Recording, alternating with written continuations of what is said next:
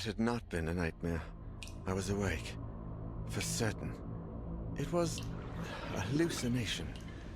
A hallucination like those described by Faber in his letter, shortly before hanging himself from a beam in his office. A hallucination. Or something worse. Much worse. Had it done any good to return the music box to its owner? Husher might have the answer, but his whereabouts was still unknown, and his trail seemed to have gone cold as the days passed by. Perhaps in his office, somewhere in his papers, among the documents he was researching while delving into the box's origins. Maybe there would be some clue in there as to where he had gone, or what he had done. Something that would help us to follow his footsteps. I had to find Sebastian Husher, but this time, my life depended on it.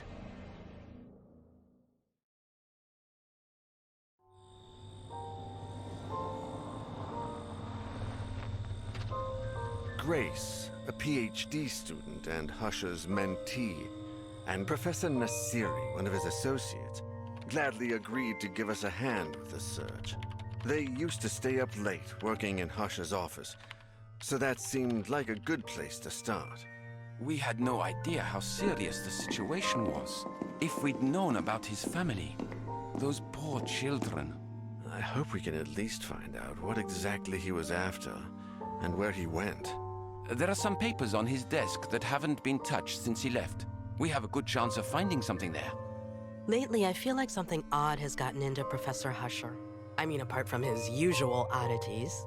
He seemed anxious about something and looked like he hadn't slept properly in days. No offense, Mr. Nora, but it looks like it's the same for you. Don't worry, none taken. I'm well aware. This is his desk. As you can see, there are a bunch of documents he uses as research for his novels. It's all here. We better take a look at his computer, and the shelves too. The sooner we get started, the sooner we'll find something out. Look at this here.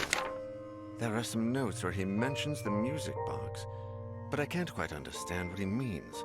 AA375 is underlined. AA, that's how the documents in the Donations and Biographies archive are designated. Maybe he was looking for something there. Biographies. Let's start with the archive, then. Where is it? Donations and Biographies are on the basement level. I'm sure it will be closed, but we can easily find the janitor or a key. It's not a very busy area.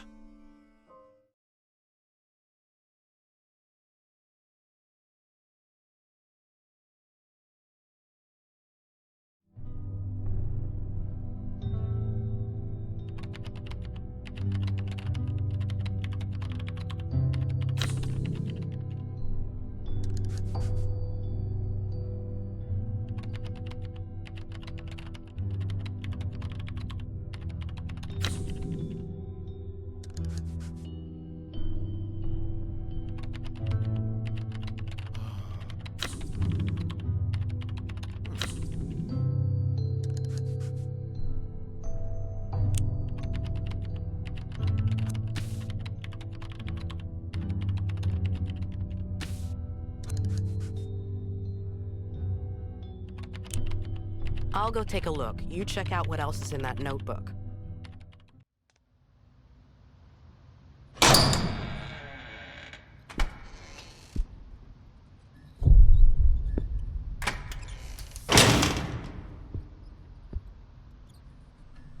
I don't remember this place being so scary.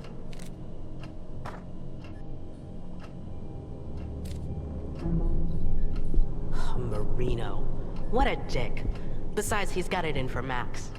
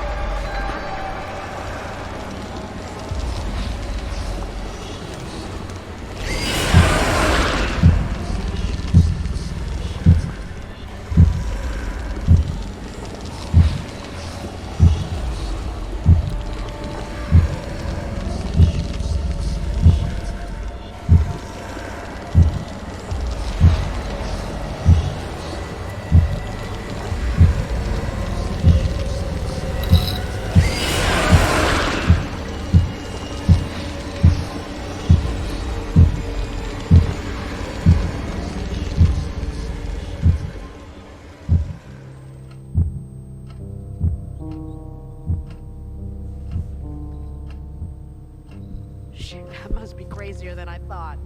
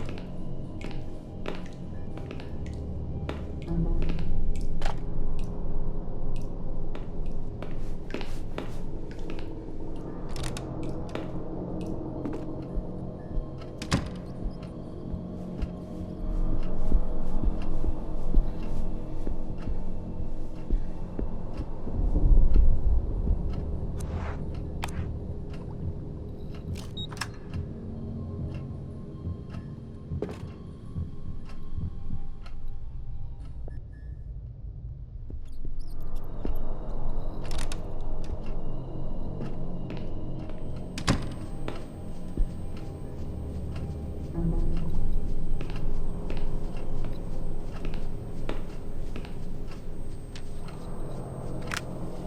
just saw something weird as fuck. I was out having a smoke, because Miss Claire doesn't like me smoking near the books, even though the students do it all the time. When I came back, the slide machine had switched on by itself. Professor Husher once mentioned that the same thing had happened to him, so I thought it was just acting up again. I went to turn it off, and I saw there was a picture of the old archive door projected on the screen. Then the door started to open.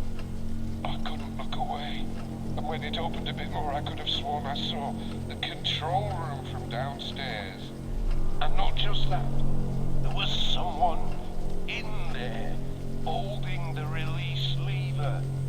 It was me. I was in there. I pulled the cable, took the slides, and got the hell out of there.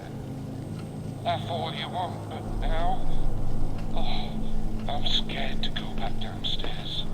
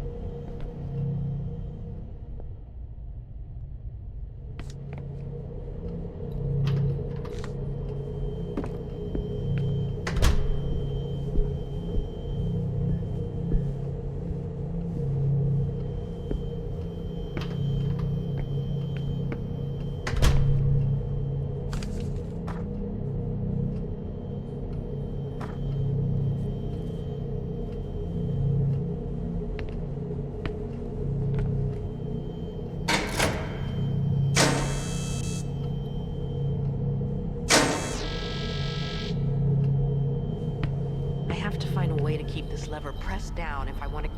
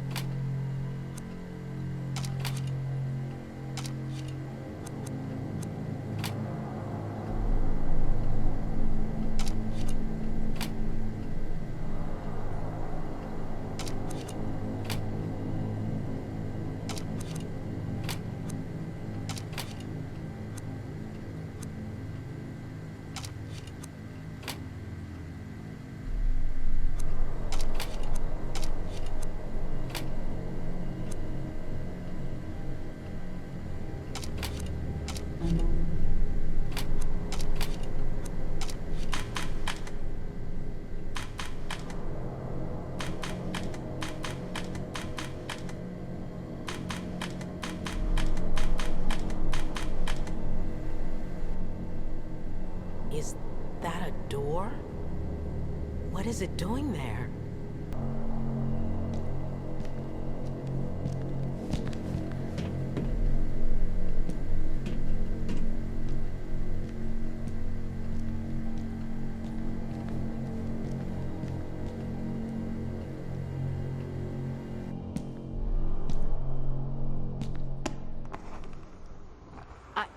I can't believe it.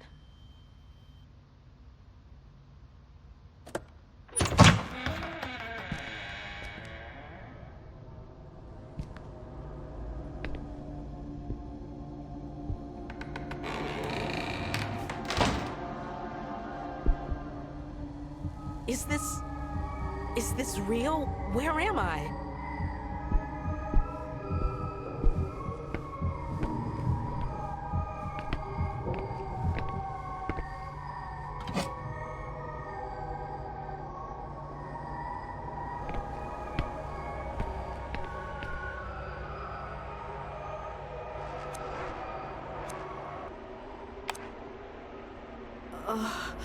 I'm gonna throw up.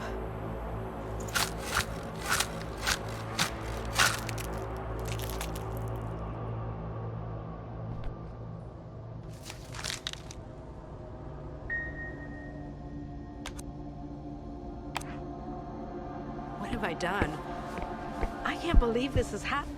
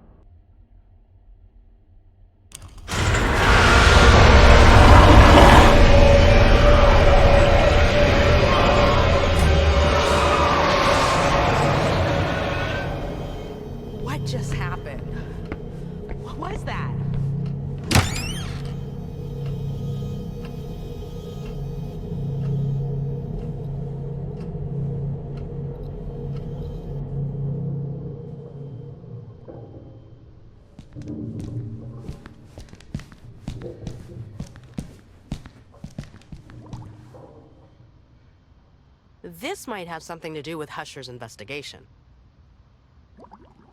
Let's see. It's a book about Argos Legrand. A biography, or a collection of articles about him, I think. He apparently spent part of his life traveling the world in search of odd, rare events. Rich people stuff. I don't know. The biography suddenly ends right after his last journey. It says here, he returned without his equipment, without the huge amount of money he wasted on the project, and with a simple memento of the music he brought home to his little girls, 8-year-old Elaine and newborn Ariadne. And here's a note from Husher that says, see the archives, events newspaper. Is there a newspaper archive over here?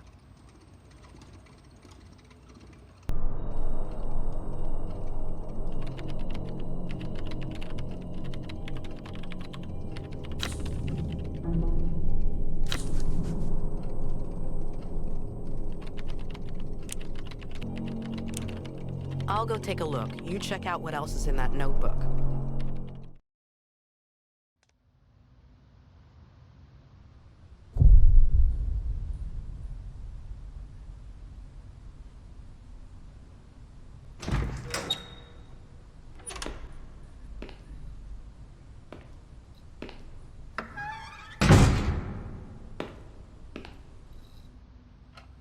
I have to find the newspaper Professor Husher was looking for.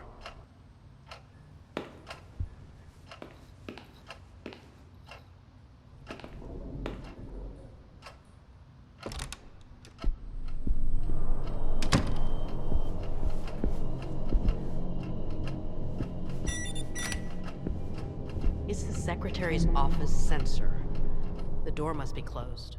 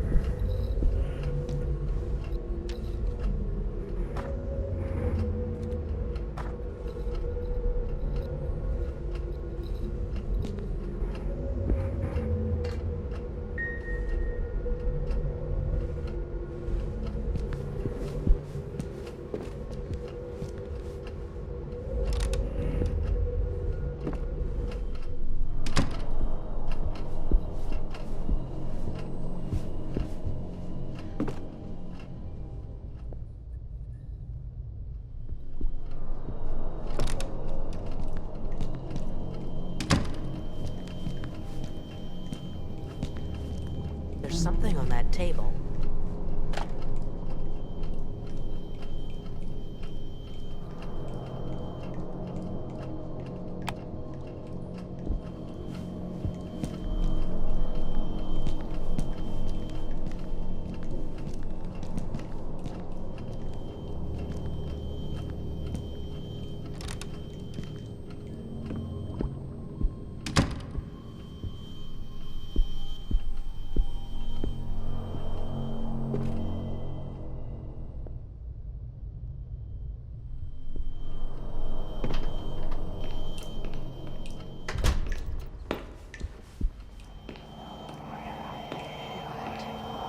Hearing voices. Have I completely lost my mind?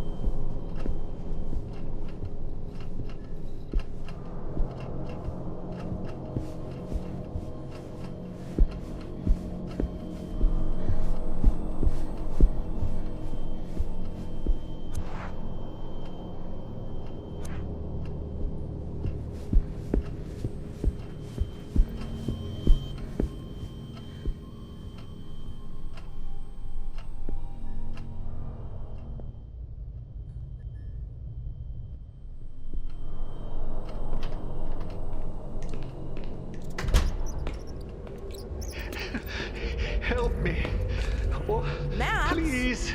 Is it you? Max? It's me, Grace. Are you okay? No, no, no, no. I can't get out. My flashlight is out of batteries. I need batteries.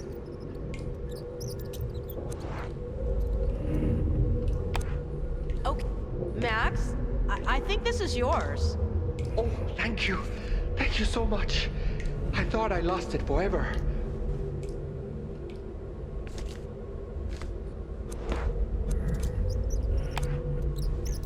Max, I found batteries for you. Oh, thanks.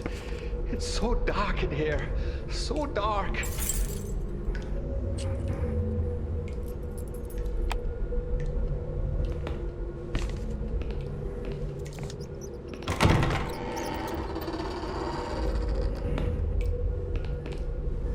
Max? Are you there?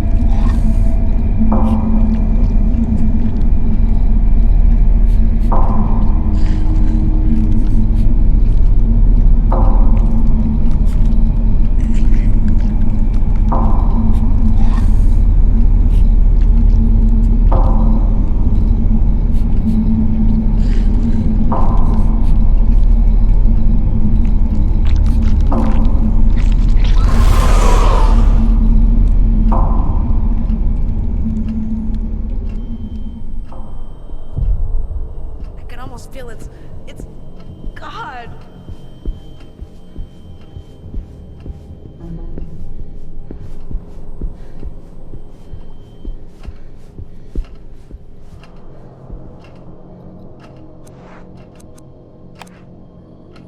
Just a little redecorating.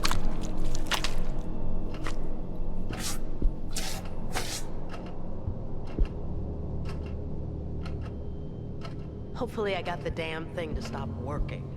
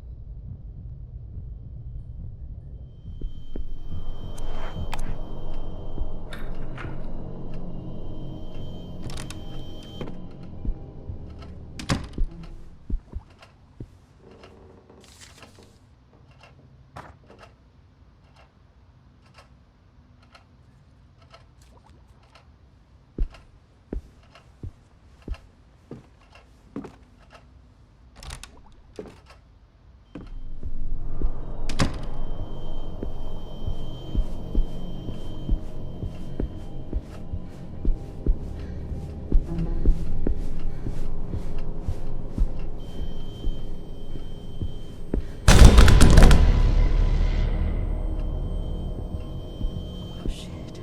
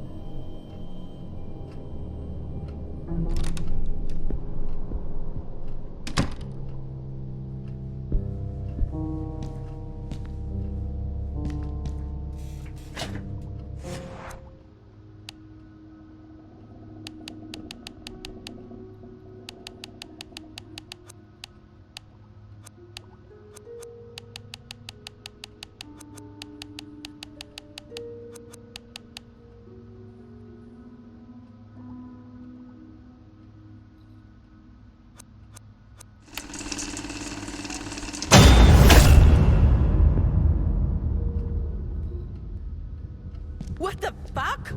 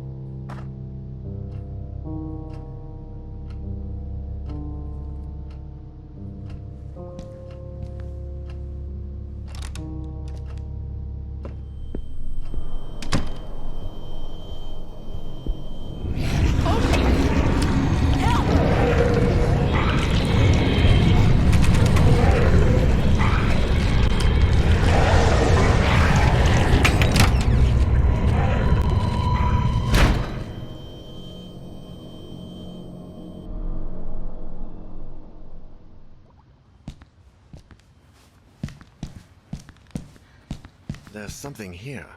A note from a certain Sylvia that says, Professor Husher, remember to pick up your typewriter and the rest of your belongings from the library desk. This is the university library. If you need your own space, you can use your office. If Husher left documents in there, it may be worth taking a peek, too. This might have something to do with Husher's investigation. Let me see. Oh, God, did you read that? Argos Legrand, heir to the Legrand family and owner of the LGA Incorporated business conglomerate, has died under mysterious circumstances along with his wife and 8-year-old daughter. It occurred last night at the family's holiday home. where they were spending part of the spring after the famous magnate's most recent trip. While police remain open-minded in their official statements and maintain that all lines of inquiry remain open, popular theories suggest that the family fell victim to a violent robbery, leaving the younger daughter, Ariadne, the sole survivor. She is currently safe in police custody. Oh my God, they're all dead. This is a dead end. Husher left some documents at the library. Maybe there's something there. It's all that's left to check.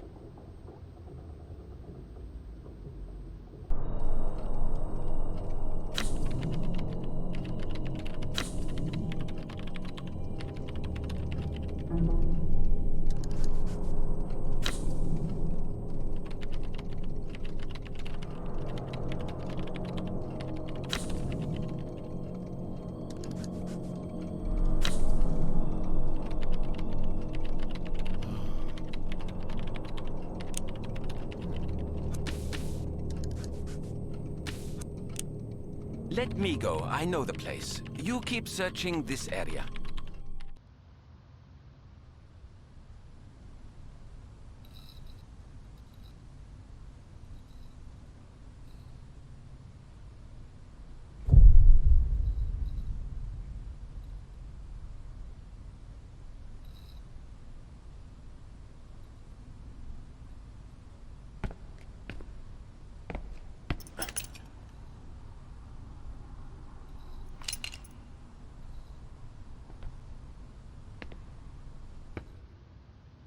All right.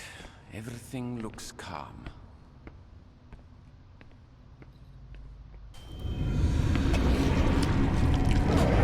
What's going on here?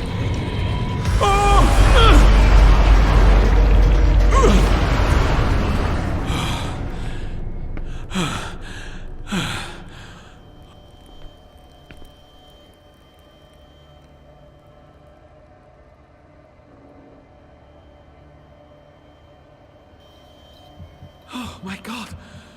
What was that?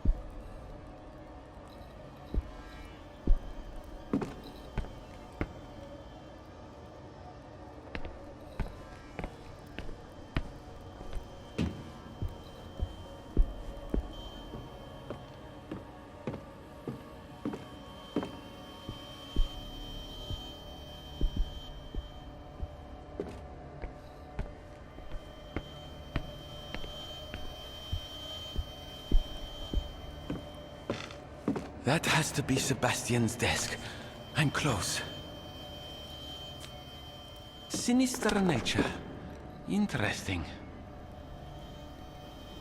Damn it!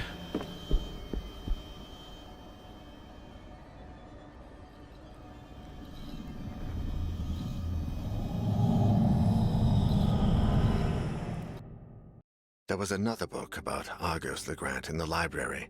A compilation of research trips written by two of his associates in the early 1900s.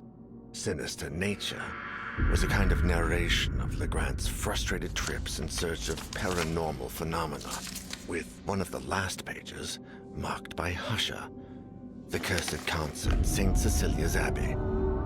St. Cecilia, the patron saint of music. I'm not sure what Husher wanted when he set out in Legrand's footsteps, or how long he planned on doing it. But it was a start. The best place to start looking, before it gets too late.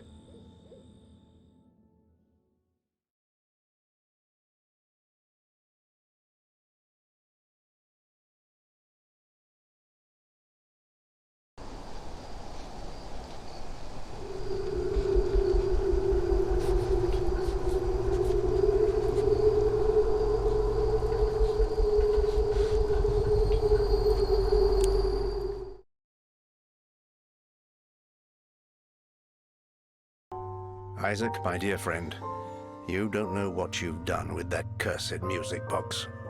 By the time you tried to warn me, we had all heard the music. Now I find myself trapped in a tragic race against time. I had a hunch. I thought that perhaps by returning the box to you... Damn it, I've been such a fool. I lied, Isaac. I'm sorry. I just need you to hold on while I find a way to make things right. I left the house without telling Catherine. How could I possibly explain something like this? I thought she'd never believe me, and I was wrong. But now it's too late. I only hope you're all safe, and that you will find a way to forgive me. I must put an end to this once and for all, for my family, for you, and for my own sake. Argos Legrand. Everything revolves around that name. He was the person who had the box crafted and picked out the melody. I know he died in 1913. Newspapers of the day reported a violent burglary in his home. Everyone died, save for Ariadne, who was just a baby at the time. The case was closed, but something just doesn't add up. The police investigation was far too short-lived, and the bodies were not buried, but incinerated. I believe they were trying to hide the truth. I discovered that the book, Natura Tenebrosa, was written by two of Legrand's collaborators, the same two who followed him across Europe, researching all matter of ridiculous legends, all equally far-fetched. The last case in the book speaks of Legrand's last journey, on which he embarked just before making the music box. I've followed in his footsteps for weeks now, visiting every place, following every lead about that melody. Alas, I have reached the last leg of this journey, in the north. I find myself among the deserted ruins of St. Cecilia's Abbey, now covered in snow. Here, in 1912, the annual concert in honor of the patron saint of music was held. Legrand was not there at the time, but he came to investigate soon after. Every single person who attended that concert died or disappeared in mysterious circumstances, and the Abbey has been abandoned ever since. The connection is clear. I know there must be something here, a clue I can pursue. If not, I don't dare think about the future. I can barely distinguish what's real from what's not. Something is watching me, following me, drawing closer and closer by the day. The melody still haunts me. Its notes echo constantly in my head. With each passing minute, they sound more ghastly and foreign. I see darkness all around me, and shadows lurking in the corners. I see my world merging with something else. I see another place. The black figure. I feel it's here with me.